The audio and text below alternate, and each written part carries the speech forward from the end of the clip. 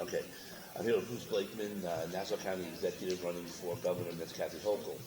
A lot of issues in New York State. Right, because we're as we say, the highest tax state in the union, and keep back and forth in California for that ignominious honor. What is your plan to reduce the taxes in New York? Well, first of all, the governor has a tremendous amount of power over the budget. So in the budget negotiations, I will insist upon cutting taxes for middle-class families. I will insist upon taking the taxes in the utility bills that make up 2/3 of your utility bills and create the highest energy costs in the nation. So 2/3 of your energy costs go to taxes, delivery charges, and policy mandates, green energy policy mandates that don't produce a lot of energy, but they're very, very expensive. And we will cut those out, and I will cut your energy bills in half by the time that I finish my first year as governor. And I expect to use my power as governor to make sure that we make this state more affordable, that we create economic development and job prosperity, and put more money in people's pockets. I mean, I know you're talking as far as the green energy. When we go up to Brockport, where my son's going to school, where I graduated from, you see all these windmills out there, and half of them aren't even working. And they barely produce electricity when they are working. And they're an eyesore on top of the mountain. What do you plan to do about those things? Well, things like the windmills and the solar farms, that should be up to local communities as to whether or not they want those types of energy production. And what I've said all along is my approach to energy is all of the above. I think having windmills and solar farms as your exclusive source of energy is a pipe dream. It'll never happen.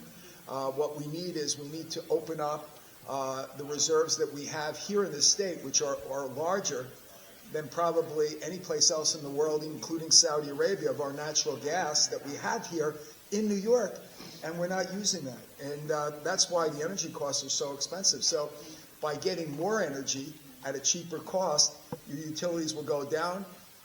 We'll cut the taxes out, the delivery charges, and the policy mandates, and we'll be able to cut energy costs in half. We'll be able to cut taxes for middle-class families. We'll create jobs because businesses won't move out. We'll get new businesses to move in. It's all about creating jobs for everybody in our state so that they have an opportunity to be able to live a better life. And right now, people are struggling, and my track record is one of creating economic prosperity, economic development, and making sure that everybody gets a job, good-paying jobs with benefits, so they're not living paycheck to paycheck, so they can afford not only the necessities in life, but the simple luxuries of life.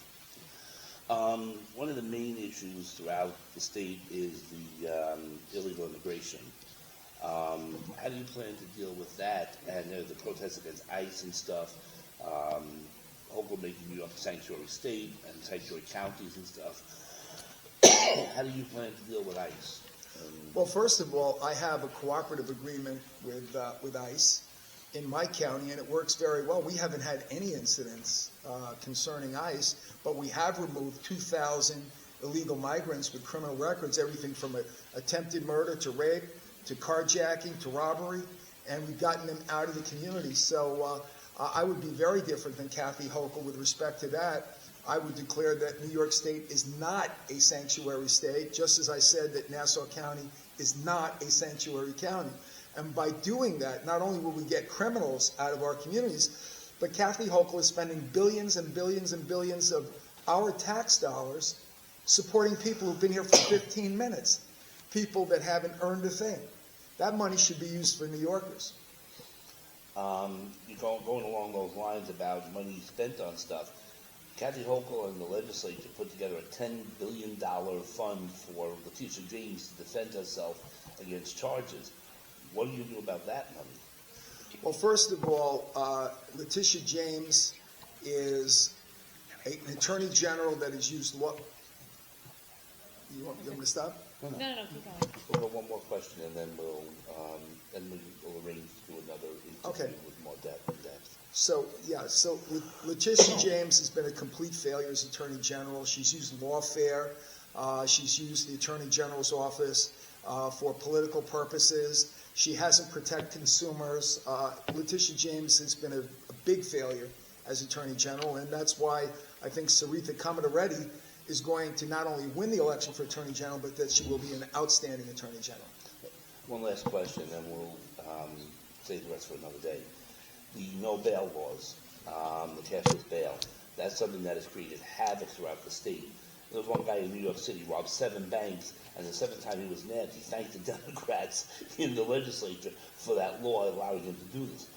How are you going to deal with that? With the Democrats having right now a ability to override any veto. Well, Kathy Hochul has been the most pro-criminal governor in the United States of America. Things like cashless bail, raise the age, they make us less safe. They don't support our communities in making sure that we're safe and secure. I've hired 600 new law enforcement officers in the last few years.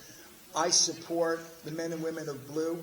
I equip them. I give them the technology that they need and the training that they need. Instead of defunding the police, we are funding the police, and we're making it a much safer community where I live, and that's what I'm going to do for the rest of the state. And cashless bail is ridiculous. It's a revolving door of criminality. I grew up on Long Island, out in Suffolk County. Where? Farmingville. Oh, nice. I know Farmingville. It's nice out there. Yeah, right north of Patchogue. All right, I guess they need us in there. Probably.